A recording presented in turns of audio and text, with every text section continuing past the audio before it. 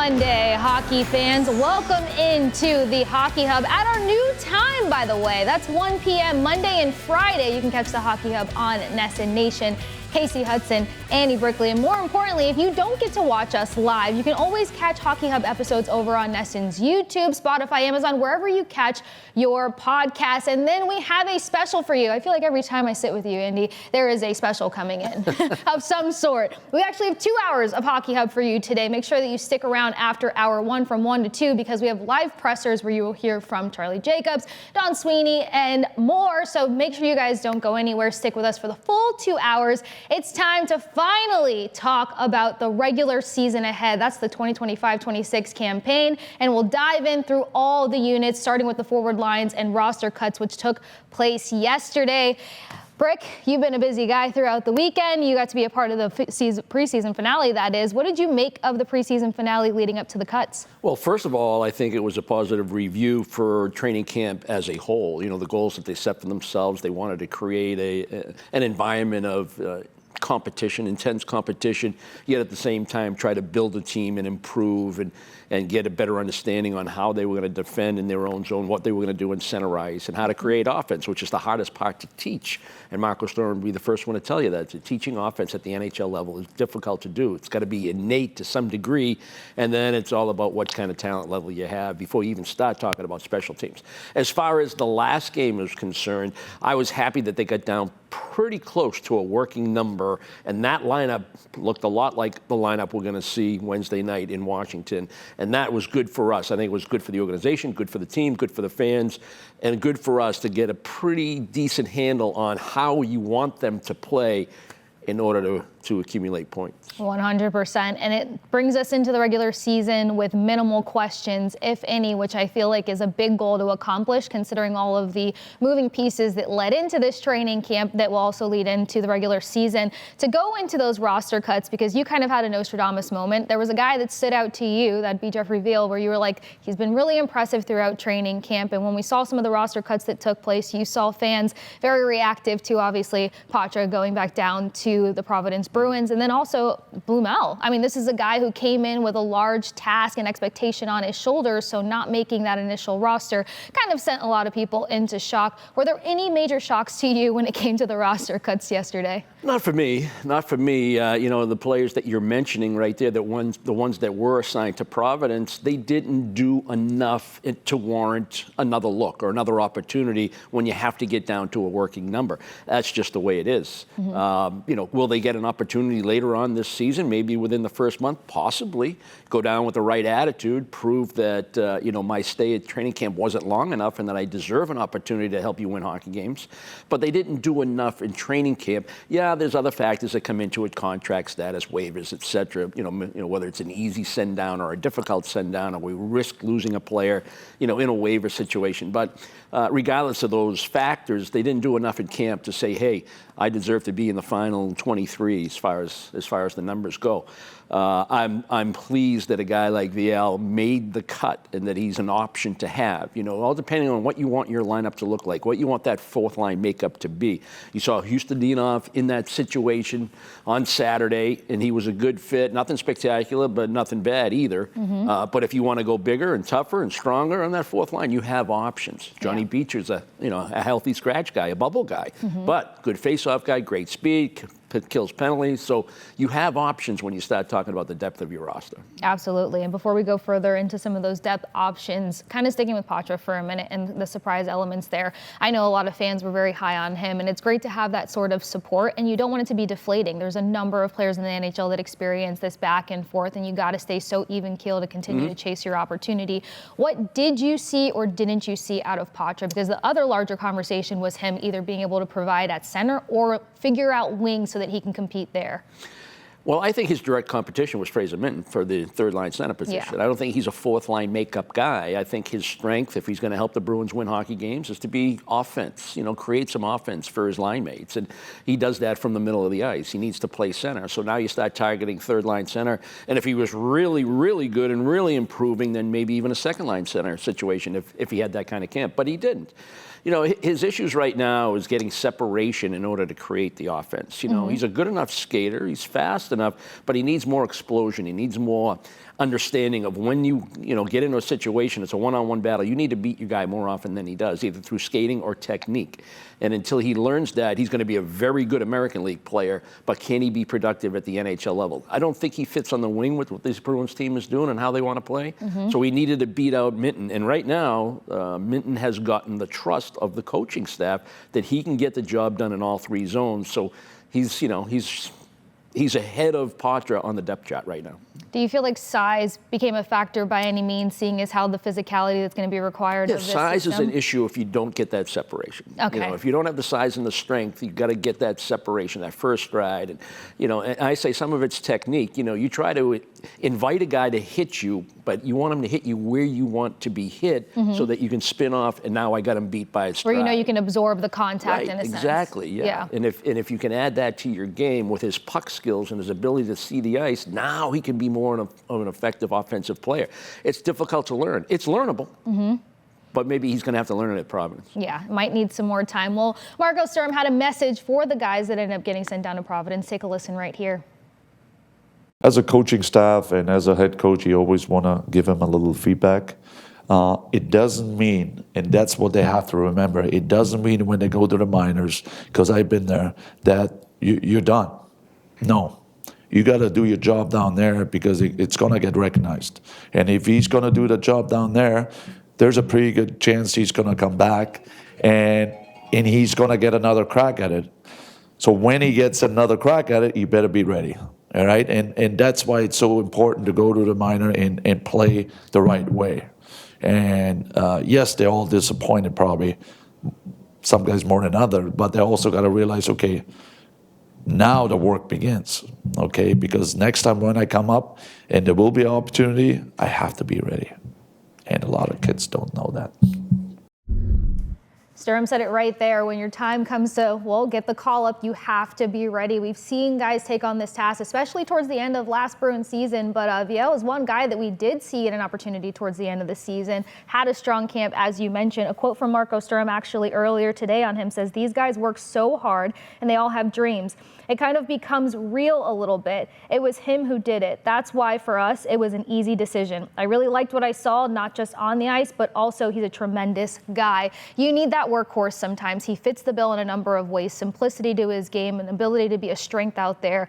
What did you see during training camp that you made this call a little over a week ago? Yeah, all of that. Exactly what you're saying and exactly what Marco Sturm said. You saw all of that from the kid. And I call him a kid. He's older than some of the other guys. Yeah, he's older than some of the other guys, but he's still a kid. He's under 30 years old. And, there's a good example in Sean Thorne. He played over 600 games in the American Hockey League before he became an NHL regular. So you can point to VL and point to the players that are going to Providence that are 6-7 years younger than him and say, this is how you do it. Yes. This is how you go about winning a job in training camp. And he did it. He did everything he was supposed to do and then some, and he deserves to be on the opening night roster, or certainly, one of the depth guys inside the top 23. And I think it's a great message for the organization. And it says, you come in and you compete, you'll get your opportunity.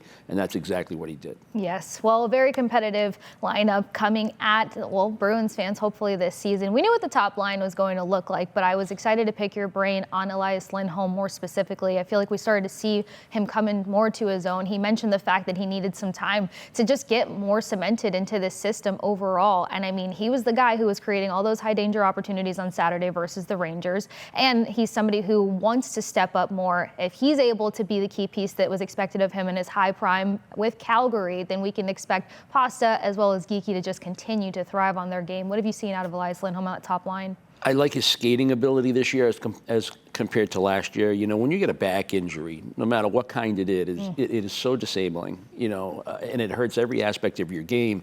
But if it hurts your skating game, the pace of the game is just off the charts. You have to be able to keep up, if not be a trendsetter. And I think his skating wasn't where it needed to be last year because he was battling a bad back for most of the season. It wasn't until the end of the year when he felt his healthiest, and that's when he produced more, and that's when he was on the top line. So I like his skating because that's where it all begins for a guy that's going to be your number one center. I liked his job on the defensive zone. I liked his job playing the bumper on the power play. Had a nice little deflection. Couple of them, one hit the crossbar. Almost had 2 goals.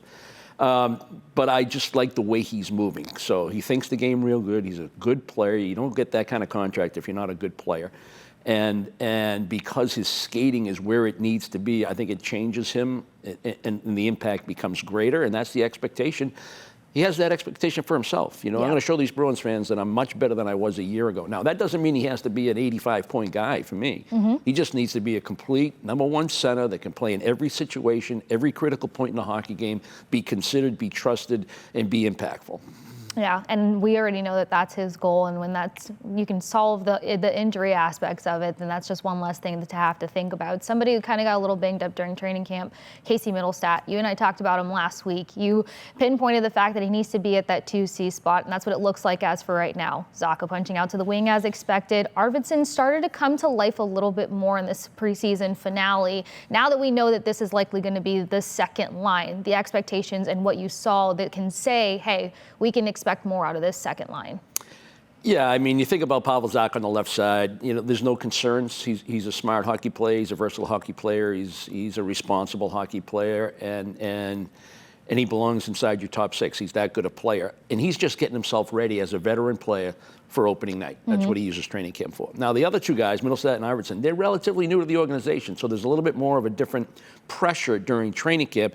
Not just to be a veteran player getting ready for opening night, but we got to show a little bit more just to the organization, to the fan base, to those that are paying attention, that we are worthy of being traded for or acquired through free agency. So that's a little bit of a different pressure in training camp, but they've been around enough to know, and I know they're, one's 32, one's 26, but they've played enough. They've been in enough training camps to understand how it works and what is required, and they're trying to get themselves ready, but then show a little bit more. And Mittelstadt, if he's going to be the player the Bruins want him to be, he has to be that second-line center. He has to be a guy that creates offense. He has to be somewhere in the mix on your power play, whether it's PP1 or PP2. If he's on the second power play, take ownership of it. Be the leader on the power play. You're the guy that wants the puck. You want plays to go through you. You want to create openings for your line mates who probably finish more than you do. And that's the way he has to play. Jury's still out. We'll find out. We'll find out in the month of October, right? 13 games, 22 days, a lot of hockey. Yes. Everybody's going to play. The roster's going to be put to work. Both goalies, all 7 defensemen, all 15 forwards, whatever's on the roster. And Mittelstadt will be right in the middle of it. And if the Bruins are going to come out of October in good shape, he's going to have to be productive. He has to be a key part of it. And we know that he missed a few days in training camp, whether I believe it was lower back, if I'm not mistaken, but making sure that he is healed up before this regular season starts. As a matter of fact, Marco Sturm had some words on where Mittelstadt can clean some things up right here. He was out for 3-4 days this week, so he was not 100% today, but you can already tell, like, he has some good hands. He has skill. He can make plays just like the goal on Pavel Zacha. So he can make that play. There's stretches in the game with him. We just gotta fix a little bit too many turnovers for me. You just have to keep it simple. Sometimes even with his skill. So that's something we just gotta be better at, and he has to be better at. All right, seeing some good hands out of Mittelstadt, which you love to hear, but I've noticed a trend. I'm sure we all as hockey fans have noticed a trend. Usually your high-skilled guys or the guys that are really good with stick handling and stuff, there tends to be a number of turnovers and giveaways off of their stick. Is this a concern, or is this something where he said, in simple, just something to clean up? Yeah, it's a subtle message from Marco, basically saying, and I'll be a little more direct, you're not a 100-point guy. You're not a 50-goal guy. If you were, you'd get the rope. Gotcha. I'd give you a little bit more runway to make those turnovers, because I know in the long end, the end result is more good than bad. Yes. And I think that's a subtle message saying, you're not that guy. You got to minimize your mistakes, and maximize your productivity. So I am going to get on you when you turn the puck over in bad areas of the ice. Yep. I might not get on Pasternak, but I'm going to get on you. Yeah, but as you said it, the points are going to come in to clear up whatever takes place in that magnitude. Yeah. So point taken. Yeah. And Pasta's gotten way better. And I'm not picking on him or singling him out either. I mean, he's going to turn the puck over. Yeah, if you look at the statistics, analytics, the turnover leaders in the league, they're all the leading scorers in the league. Yeah. Okay, so we get that. It's like strikeouts and home runs, right? Yes. It's okay. But Mittelstadt's not in that category, and that's what Marco's reminding him of. Yeah, he's got to be more protective of the puck, doesn't have the capability for turnovers. We did see more chemistry out of the second line before we move on. Is that safe to say that you saw on Saturday Especially as well? in the first period. Yes, okay, big time. Moving on to my favorite, the third line. Right now looking potentially like Tanner Jeannot, Mitten, and then AC Mont. Now, we know that AC Mont is an Energizer bunny. He's one of those guys that when things get stale, he's going to try to tilt the ice. He's very relentless with creating opportunities, and you kind of saw some really good synergy there. I mean, he led this team with shots on goal on Saturday. Whereas, how can this third line be the identity that Marco Sturm is looking for in terms of tough to play against for one, but also being able to add another layer of production for two, because third and fourth lines are significant for a team's success, especially in a postseason?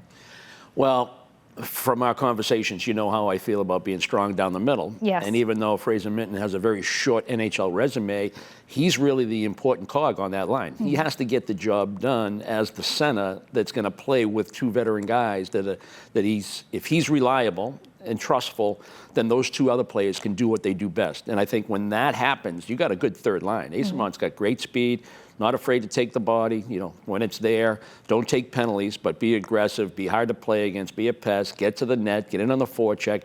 One thing that really stood out in a lot of that hockey game, towards maybe the third period, certainly the first two, was a great pressure on the back check. They were using their speed on the back check. Mitten was tremendous. To deny plays, carry-ins, outnumbered situations for the Rangers. So, and Asamont does that great. He gets up and down the ice real good. And I like Jeannot. He was far more noticeable, a lot more active in the offensive zone with his body position, his play, his overall play, going to the net, being responsible if he had to be the third guy high. But I still say it, the key cog is in the middle, and that's Fraser Minten. And if he can be that guy that makes really good decisions a high percentage of the time, then those other two guys will flourish.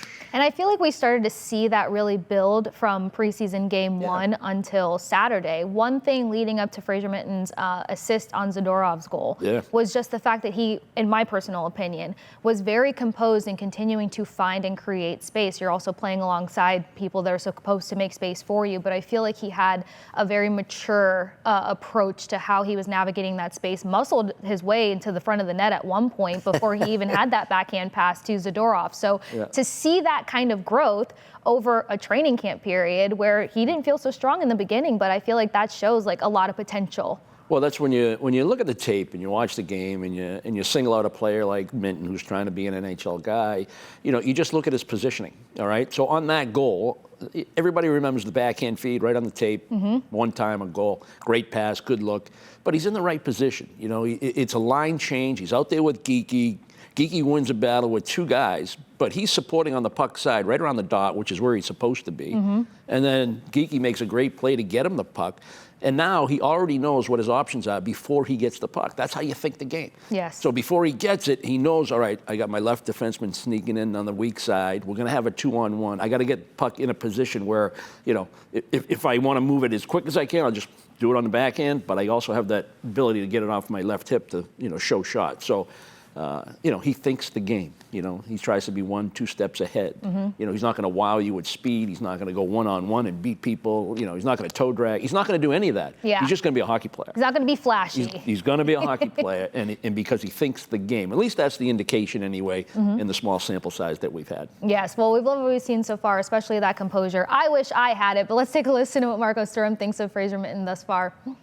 I like this kid. He played great. He came in ready to go. He played like a man. Didn't complain about the rookie tournament. He just did his job on and off the ice. I like him. Again, today he was very, very solid.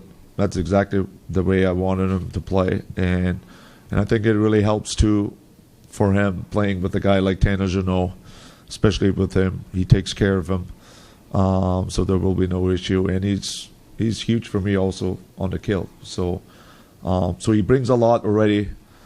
Not just for me, but for the whole team, and I'm very happy about his game. He played like a man, and well, he already thinks like a man. Very mature character upon Fraser Minten. Take a listen to him after the postseason game right here. Like I just said there, you're focusing on doing what the coach wants and being reliable. That's how you get minutes, and with minutes over an 82 game season, you're going to get chances, and everyone here has skill. Everyone here was the best player on their team at one point. They can all put pucks in the net. So it's just about getting out there, getting minutes, getting the coach's trust, and then the offense will come.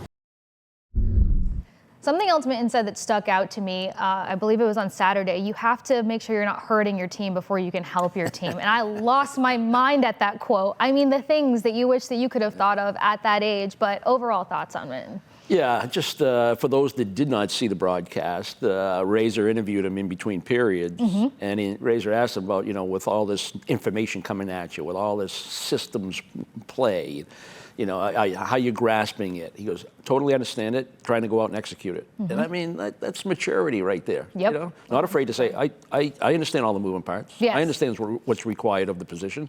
Now I got to go do it. Yeah, and he keeps everything so simple. Yeah. Yes, exactly. He's not trying to do too much. He's not trying to pretend like he's further along than anything else. You're going to get he's not overwhelmed by the National Hockey League. By no means. Yeah. You see no blink. And before we close out with the forward unit, got to talk fourth line. Husnudinov is in the mix, Corrali being the guy that we knew him to be, and then we have Kastelic in the mix as well. What do you make of this fourth line? I like the makeup, and I like the options with the extra forwards. I think it gives you some matchup choices. You play to certain players' strengths when you play against certain teams. And then if you're looking for something else, then you change the complexion of the line and the makeup of the line. But I think they totally understand what they have in a guy like Kaselic. They need to keep him healthy. I was glad to see him drop the gloves at Rempe to a certain degree, which means he's right back where he wants to be as far as that physicality. I like him on the wing. I like him with less responsibility in his own zone. Not that he can't do it, but I think it frees him up to play more of his game if he's on the outside. Yes. And you went out and got Corrali just for this reason. They went to get him for his character, for his ability in the locker room, for his ability to understand the game and to accept the fourth line role and relish it and be very good at it. And I think he's one of those guys that was just getting himself ready for the opener. A veteran guy, knows what he's doing, knows what's expected. And I think that left wing gives you options, what you want to see that fourth line to be. Yeah, and you kind of need that pit bull. That guy is going to foam at the mouth a little bit for a roster that wants to be tough to play against. He talked about it during training camp. Actually, Kastelic was saying how he feels good, how he's never going to anticipate when he drops the gloves, but he's going to be ready to at any moment. Even had a joke about dropping the gloves versus Tanner Jeannot, but luckily they are teammates now. We're going to get into the defensemen as well as goaltending, so don't go anywhere as we continue to break down the units for the Bruins roster heading into, finally, the regular season. Don't go anywhere. Stick with Brick and myself here on the Hockey Hub.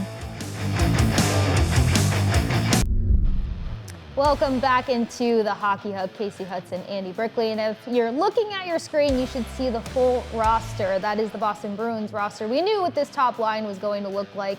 And Brick and I just went through everything line by line. As you see here, Fraser Mitten locking down that 3C spot. And then you see the guys on the bubble there as well. But it's time to break down the defensemen. Who's going to be mean for this team? Pairings, Lohrei, McAvoy, Lindholm, Peak, Zadorov, Jokiharju, and then Harris kind of there on the bridge. I was excited to get into this because we've seen a number of combinations come into play. But before we break things down, let's actually take a quick listen from Charlie McAvoy about the toughness of this training camp. I think that this has probably been, one of the sharpest. All these years they tend to kind of roll over, so I can't say I remember every camp specifically, but I think this camp's been really hard. We've done a lot of extra skating, we've had a lot of physicality, a lot of work. Every day we've set a goal before practice to come out here and get better at some facet of the game. So we've worked on it a ton. And I think those are the things that we're hoping are going to pay off when we get going here. I feel like at this point you know what Marco is looking for. You feel like that over the time you've got that down. Yeah, I think I'm starting to understand what he wants us to be, what our team identity is going to be. So for me it's just I have to show that, play that, and live that. So everybody around me will do the same. All right. Well, you want to hope that the buy-in is there, especially whenever there's any sort of new pieces being implemented, and especially on the defensive side of things. I mean, I was around a locker room for a couple of years where they switched up their defensive style, and you saw where the buy-in didn't land for some players and it did for others, and you saw where it kind of broke apart on the ice. it being a sharp training camp is going to help tremendously. What have you seen out of these defensive players before we get into the pairings and kind of the different options we have? I like the growth in their understanding of what Marco wants to be their defensive scheme inside their own end. And I've seen a willingness to stand up in the neutral zone and to gap up and to kill plays in center ice so they don't invite teams into their own zone. And, we did a shot chart maybe through 2 periods of Saturday's game, and the shots that the Rangers had were pretty much perimeter, not much between the dots. And I think that's an indication that they're starting to grasp how to, when to switch, how to release, what the communication is, how to protect the most dangerous area of the defensive zone when you are in your own zone. And I like the way the pairings are. I know I said I liked Lindholm with Yoki Haru because I thought that brought more of a puck handling game to Yoki Haru. But I think in the big picture, the way they got them paired now is probably the best way to go, certainly to start the year. You got McAvoy in one pair, Lindholm in another. That's probably good business right there when you think about it. You don't play them together. Maybe you do in a 6-on-5 situation late in a hockey game or something like that. But and then Andrew Peeke, he's just so reliable and predictable, and I think it frees up Lindholm to be a little bit more, I can join the rush, a little bit more free to be offensively minded. And then that leaves Yoki Haru with Zadorov. And I think everybody's slotted, with all 6 of them healthy, I think everybody's slotted where they should be. And the only caveat to that is I need more out of Mason Lohrei. Okay. I need more out of him. I thought he had a pretty bland training camp, some good, some bad, but I need way more good and less bad when it comes to the defensive part of the game. And I think he will learn that as we go forward. Because he's good when you have the puck. Yeah. You got to be good when you don't. And I think playing with McAvoy will help him. I think with the coaching staff, he'll get the necessary teaching and messaging. And it's up to him. It's up to him to go out and, to steal that phrase from Fraser Minton, go out and execute. Yes. I understand. Now I'm going to go execute. That's what I'm looking for. Rub shoulders with just a wee bit more there. I love that you point out the shot chart, actually, because if I'm not mistaken, in the first Tango versus the Rangers, the broadcast actually mentioned the fact that there was a number of shots getting off in the slot, which was very much putting this Bruins team in a lot of hectic situations. And at that point, Zadorov and Yoki Haru were paired together. So it just kind of felt like they were still trying to find some symbiosis, some synergy there to be on the same page. So I was intrigued to see where your thoughts would land in terms of development. But as you said, if that completely changed from that go to Saturdays, then you're seeing how quickly they're starting to develop and being able to implement and execute Marco's system. And again, if you look at the tape and you just focus on the defensemen in the defensive zone, just eliminate the forwards altogether in your mind and just watch the D and how they react with one another, how they read off one another, how they protect the front of the net, when to be aggressive in the corner, when to hold your positioning. And then when you move the forwards into the picture, what are the centermen doing, or the third guy down low, what are they doing in conjunction with the 2 defensemen? Now it's a 3-man game. Do you understand what we're trying to do in order to control the middle of the ice? And that's where I think the growth has come in the 6 exhibition games. Absolutely. Well, let's take a listen to Marco Sturm on the defensive pairings right here. And we had this discussion, us as a coaching staff. We even tried it, I think, one game, put all the big guns in the top 4, but I feel more comfortable probably this way, the way we had today, because of we need everyone. But that also means, a guy like Lohrei and Yoki and these guys, they have to step up too. And because those are the guys, probably more Mason and Yoki, those are the guys who probably going to play more against the big guys from our opponent. So again, so far so good. Hopefully it can stay like that. But I like to have 3 good pairs, so I don't have to worry about who's out and who's not. 3 good pairs it is. By the way, Lindholm and Peeke led with time on ice on Saturday. What have you seen out of Andrew Peeke, by the way? He just has a willingness to defend and get the job done. And I love that in an athlete, somebody that competes like he does. You don't worry about him. He's low maintenance. And I think he wants to get involved more in terms of when you have the puck. He defends really well. He boxes out in his own zone. He blocks shots. He gets pucks out when it's necessary, when there's no play there, so high percentage, get in the neutral zone. and then live to fight another day. And I think all of that is great. But, I mean, he took a nice little drop pass on Saturday. He walked in, attacked the net. Unfortunately, his shot got blocked, and he tried to wrap around. He followed up, stayed deep in the offensive zone. So I'd like to see him get a little bit more involved in that, and I think that would make everybody, on the bench happy to see, Andrew Peak's getting involved in the offense, 5-man rotation in the offensive zone. Don't just hold your ground out there at the right point and be easy to cover. So I think he's trying to add to his game, but he knows what his bread and butter is. He knows what his strength is, and he wants to be really good at that part of the game, and he is.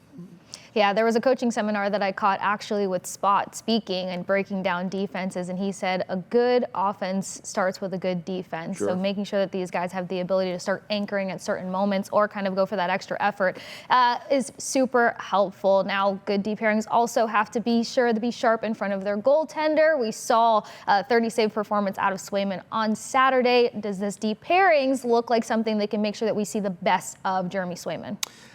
I would think so. You may have to tweak as you go along. I think both goalies showed in camp that they're ready to start the year, which is comforting. It was an issue last year. I thought Korpisalo had a great first, 4 months? Yeah. Then it kind of tailed off because the team tailed off towards the end. And Swayman fought it all year. He had his moments, but he never really found the traction necessary to be the #1 goaltender. So I'm excited about the way they played in camp. They look like they're ready to go. I like the growth in terms of grasping what you're doing in your defensive end. That should help minimize the high-quality danger chances. But again, it's just about going out and executing it, and you're going to have to do it, night after night. You got a pretty compressed schedule, and it starts right away in October. And if you don't have it down and the mistakes are going to happen, you're going to give up unbelievable chances. And if your penalty killing's not good, you're going to be chasing it on the scoreboard, and that is not the formula for winning hockey. No, this team's probably tired of chasing games. Yeah. That's for sure. You had an opportunity to go one-on-one with Marco Sturm talking about the goalies. Let's listen here. The one position I'm curious about the depth and how much you're going to need them is your goaltending. With Swayman and Korpisalo, where are they in their game, do you think, as we approach Wednesday in Washington? Yeah, no, and you said it absolutely right. We need everyone. I've been there as a coach and a player. It's tough. It's going to be hard on our players. It's going to be a lot of games in a short time, a lot of travel. So we need that. So we need everyone on board, and especially our goaltending. I can't say enough. I said it in the past too. We need not just one. One guy will not play 6-7 games in a row. We need everyone, and both of them. Corpy in Wash, Sway today. They were outstanding. So it's a good feeling for us to go into Game 1 in Wash. What I love also is that Razor mentioned that he just saw simplicity to Swayman's game on Saturday. Keep it simple, stupid. And when you do that, you tend to weather many storms no matter what ramps up. Obviously, a tip and goal sneaks past him. But other than that, what do you see the net presence being between I'll echo exactly what Razor said. It's the economy of motion in the net, and it's about playing your angles and controlling your rebounds. And when you play like that, it's so calming for the rest of the team to see that you're on top of your game. You're aggressive when you're supposed to be. You stay deep when you have to, and you're controlling the front of the net, what's going on in front of you. And I think the Bruins a year ago, they gave up too much in front of their net. The goalies had a hard time with second chances, rebounds, deflections, because the Bruins weren't sturdy enough between the dots in front of their goal. And that goes for everybody, all 5 guys on the ice, not just the defensemen in general. But I like what I've seen from both goaltenders in terms of that economy of motion. Let the game come to you. Save all the pucks you're supposed to save and a few more, and you'll win more than you'll lose. Be composed in the midst of chaos. But where you do want to see some chaos is on special teams. Power play more specifically. You want them to overwhelm their opponent. We're going to get into these special team units here on the Hockey Hub, so don't go anywhere. Another quick break, and then Brick and I will meet you on the other side.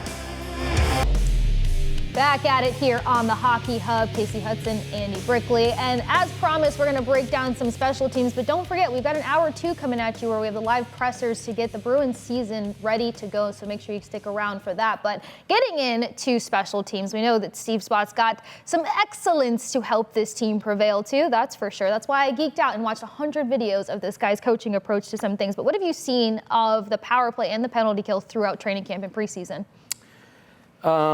I've seen improvement in a number of areas. Number one is the entries, and in camp, other guys are going to get opportunities in power plays, whether it's like a Lysell or a Merkulov, and those guys are no longer here. They're in Providence. So that stuff just because it's what are you doing to get in the zone? What is the design? What's the game plan? What's the thought process? How are we going to, you talk about structure when we talk about when you don't have the puck. Well, there's structure to a power play in terms of, how you get in the zone. And then when you get in the zone, you want that creativity, but you also have to be on the same page. And I've seen more of that than we saw all of last year, really.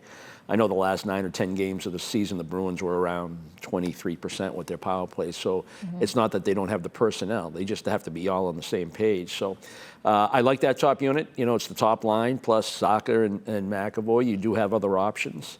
I like having a second power play that competes with the first power play in practice. So you have that healthy competition, and guys want that extra, man advantage ice time so they can, potentially put up some numbers. So, but I'm just going to focus on the first power play because I like what I've seen. I think they value the puck off the opening faceoff. I think they have a shot mentality right away, which is always a plus. Yeah. Now it's about retrievals. If the puck doesn't go in, where is it? How do we get it back? And how do we keep the pressure on the penalty killing unit? I think the entries have been better. I expect them to continue to get better and understand that when the simple 2-on-1 play through the neutral zone isn't there, you have to lay that puck in an area where it's now better than a 50-50 of getting the possession back. Because it's all about possession when you're talking about a power play, because you wear teams down over 2 minutes and you'll score your share of goals. I like the attempt of exposing the middle of the ice with the bumper, whether it's through possession or deflections or one-timers. Lindholm at the bumper position earlier, right? Yeah, I did. I thought when they first acquired him that it was kind of tailor-made for him. You don't have that Bergeron there anymore, who was just uncanny how good he was in the bumper. And you can learn from that. You can watch highlights and tapes of Bergeron and how he sees and operates in the middle of the ice with the man advantage. But again, I'll go back to, the top of the umbrella. That's Charlie McAvoy. And he needs to have some growth in his power play game because he certainly has the skill set. He has the skating ability, he has the shot. I love that pass shot that he made on the redirect by Lindholm on the power play against the Rangers. And I think that the Bruins will try to emphasize that more than they have in the past. Because teams game plan for David Pastrnak, whether he's on the right elbow or the left elbow. And he'll still put up his points on the power play because he's that talented and that good, not only with his shot, but his playmaking ability. But teams will game plan. They'll try to eliminate him as much as they can so the other four guys become even more important in terms of being productive. So those are the things that I like. We didn't see a ton of power play opportunities. We only saw, 2 on Saturday, I think. So, but, I thought it looked pretty good. And again, I've seen growth in just about every aspect of their game. But again, it's still training camp, and we won't remember training camp a month from now. Yeah, very true, especially with how condensed you've mentioned things will be to get the season started. Kind of sticking with that first unit for just a second, McAvoy being the one defenseman with 4 forwards on this one. You mentioned being quick and being precise basically with the face-off circle. Something that we see with lethal power play teams is that one-timer. Morgan Geekie talked about working on his one-timer throughout the offseason. Are you seeing any sort of rhythm or indicator that we can see kind of that powerful or necessary one-timer out of this team? What I like about Geekie and Pasta together, and we really saw a ton of it in the second half of last year, is they're interchangeable on either side of the ice on the elbows on the power play because they both can score from distance. And because Geekie is selfish when you're supposed to be selfish, meaning he shoots when he should shoot, and he doesn't defer because he knows he can score from the tops of the circles and in, that either side of the ice that they're on, the threat of catch and release or the one-timer on the opposite side is available to that power play. So if you're a right-handed shot and you're not Pastrnak on the offside and you're Geekie, it's an easy pass for McAvoy. Okay?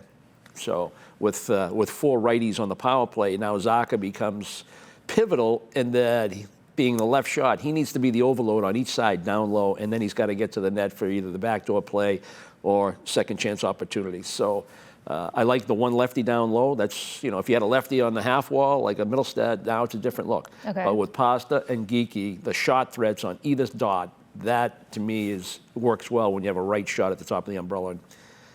And I think that with more work and more familiarity and more success will come.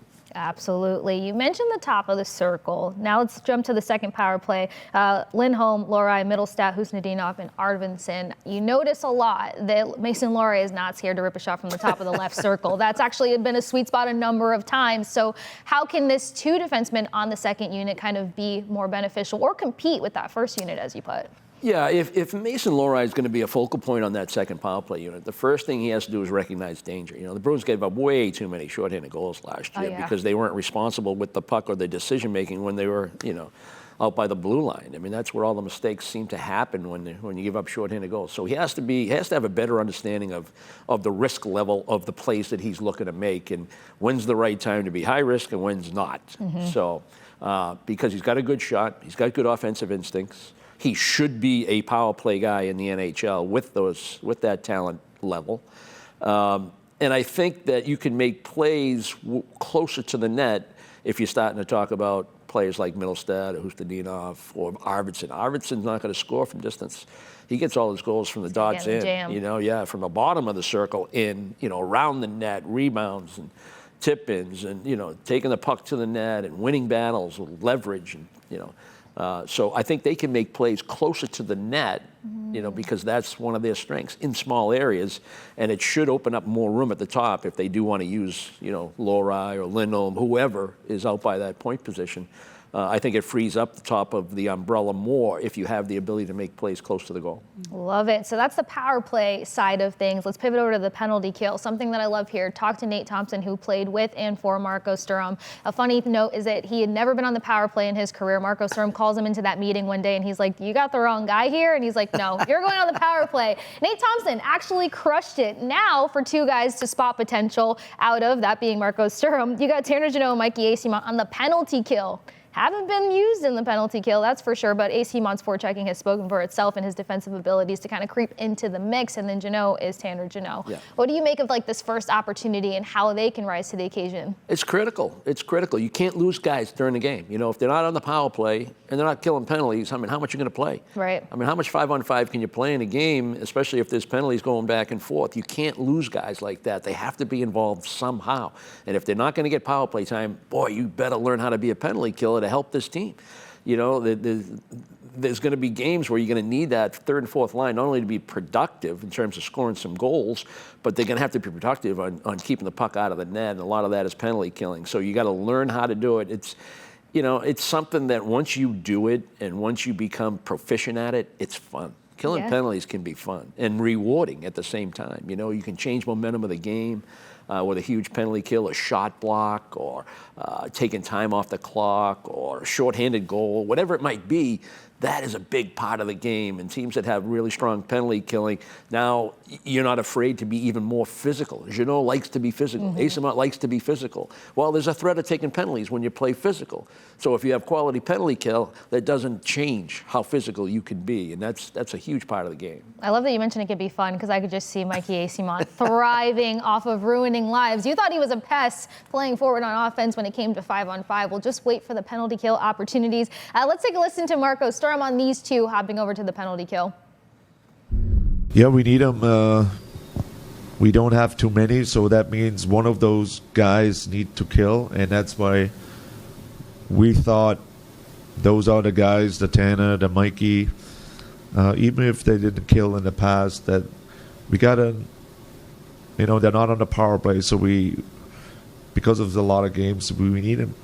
We need him as a killer if possible, and that's why we tried them out here in preseason and probably moving forward too, see how they are. But we play so many games in a short time.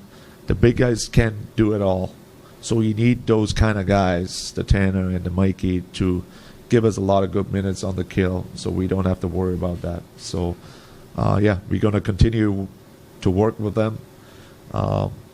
They're having a hard time too, but it's getting better and better because they need reps, and hopefully we can turn them into good killers. We saw Mikey Eyssimont pick up a shorthanded goal versus the Rangers when they made that comeback win over them a couple weeks ago. It feels like a couple weeks ago now. Can I entice you on a wager, Brick? Well, I'm not a betting man, but what do you got? I don't bet either. My money stays in my fridge in my closet. So how many shorthanded goals could we potentially just like foresee? What would be cool to see out of Mikey Eyssimont this year? Oh, individual? Yeah. 3. 3? Yeah. I love it. 3 is a good number. Yeah. All right. Well, we'll get you guys' opinion. How many shorties can Mikey Eyssimont potentially pick up? We've seen him be so relentless, and we saw him do it in the preseason. Let's see what can take place in the regular season. One more break coming at you for this hour of the Hockey Hub. Don't forget, we have another hour with live pressers for the Bruins season opening ahead. But more importantly, stick with Brick and I on the other side. We're going to talk to Zdeno Chara and his jersey going to the rafters, and then potentially a preview of the Atlantic Division right here on the Hockey Hub. Welcome back in. As noted before, more beautiful success for Zdeno Chara as his jersey will be heading to the rafters, taking its rightful place, that is, on January 15th, 2026. Number 33 will become the 13th number in NHL Bruins history to be retired. I also saw a really cool tweet about the fact that Zdeno will be there, being able to watch his jersey go to the rafters. I mean, you have so many moments over the time of a career where you just get epic chills, but I can't imagine much could touch this. Do you think so, Brick? No, I think the closest thing to that was when he played with the broken jaw in the playoffs. Goodness. And the ovation he got, the starting lineup. Oh, I'd be overwhelmed with emotions, that's for sure. As Zdeno had some words, too, to Dear Boston Bruins family. It is truly beyond words to see my jersey, number 33, raised to the rafters at TD Garden. This honor is greater than anything I could have imagined when I first came to Boston. To the Bruins organization, thank you for letting me lead this team and believing in me. To all of my teammates, past and present, this moment belongs to you as well. To Bruins fans, you are the best. Thank you for your cheers and support and for making Boston feel like home from the very first day. Your energy and passion pushed me in every game, and I will embrace and carry that feeling with me forever. To my family, you made everything possible. This moment is not just mine, it belongs to all of us. Forever grateful, your number 33. You said it right there, nothing touches the fans rallying behind you, supporting you, but I have just heard from anybody and everybody that has ever loved the Boston Bruins, as a new fan, old fan, whatever the case may be, what he means to the organization. I heard he actually thought he was in trouble when he first got called in for this to let him know that a magical moment's happening for EZ, but oh, by the way, like, did you see that part? Well, I don't know if that was tongue-in-cheek or not. But I do remember when he first came, I think it surprised everybody that he signed with Boston. You know, the team was in transition, and the minute he signed with Boston, he was coming here to win the Stanley Cup, and he was coming here to be the captain. He was coming here to reestablish what the Boston Bruins should be and have always been about, and boy, did he do that. Wow, and there's nothing that you can add to that, is there? I mean, being able to encompass an organization, especially within the unknown of what you were going to do here, and then you end up being and the impact he had with those that came after him. Right. You know, you saw what kind of captain Bergeron was, and Marchand, and everybody that he affected in a positive manner. And it didn't matter if you played 2 minutes a night or 30 minutes a night, you mattered. You had value, and that was the message that came from Big Z. What a big influence to have, and now it's great to have him helping out in the hockey ops as well as mentoring and advising, and this is a team that could really take that mentorship and I would say turn it into something very, very magical for 3-5+ years to come. So the era is just getting started in terms of what the Boston Bruins can bring to the upcoming season and beyond. And speaking of the upcoming season, regular hockey is finally here. Season opener Wednesday at Capitals, 7:30 on TNT. And then the home opener, that's right, get TD Garden rockin'. That's Thursday versus the Blackhawks, 7 p.m. on NESN. Saturday versus the Sabres, October 13th. Monday, that 1 p.m. fun versus the Tampa Bay Lightning. And then October 16th at Golden Knights. That's that late swing starting at 10 p.m. on NESN. You guys know the crew that brings you through all of the highlights, highs and lows and in between. How excited are you for the season, Brick? It's finally here. I can't wait. It's the unknown. Every year, you never know what you're going to get. It's live sports. You got to tune in. That's true, exactly, to just see how the events unfold. I've told you guys from the top, I'll remind you yet again, the fun is not done when it comes to Hockey Hub. We've got an hour 2 coming at you here on NESN Nation as well as NESN. We are going to be hearing from live pressers, Charlie Jacobs, Don Sweeney and company. You don't want to miss out. Brick and I are going to be reacting as we did when Media Day came about, just to continue to break things down further, giving you the preview of everything to potentially expect. But the unknown remains unknown until the season gets going. And as I mentioned beforehand, that season is getting ready to trickle out starting on Wednesday. Make sure that you guys catch all Hockey Hub episodes on YouTube if you cannot join us live, or Spotify, Amazon, wherever you get your podcast and information. And we love to do mailbags to hear from fans, talk with you guys, get your commentary into the mix. We know you have questions. We are here to answer them anytime that you have it. Brick, I'll leave you with this. How competitive can they be in the Atlantic Division? Very. Very? Very. Okay. Yeah. What team can they be annoying to in the Atlantic Division? I know I'm throwing a lot at you. I know that everyone says you really want to piss off Toronto and Montreal. You know, Toronto's has become a pretty good rival, but you know I'm from here. Mm-hmm. I grew up here. So you know what team I'm going to say. Absolutely. Hey, Boston influences, because as we all know, I come from Tampa Bay. Yeah. I will not be wearing Tampa Bay on Monday. Well, you know, obviously I was referring to the Canadians, and I think they're going to be pretty good this year. But it's still, you got to go through Florida. You got to go through Florida if you're going to improve. Yep, that is for sure.